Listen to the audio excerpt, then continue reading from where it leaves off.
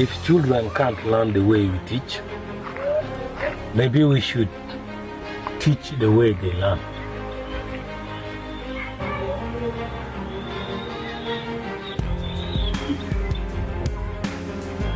Sometimes children fail to learn when we take them to class, do 1 + 1.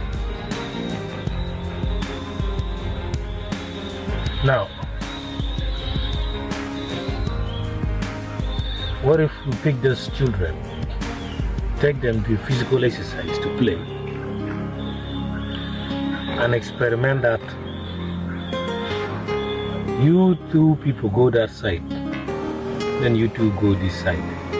Now, Christopher come together with Romani. So combine yourselves. How many are you? Obviously, they will say they are 2 in number. So now, they have learned what is 1 + 1, the easy way. So if the child can't learn the way we teach, then we should teach the way they learn with their daily lifestyle, how they do their things.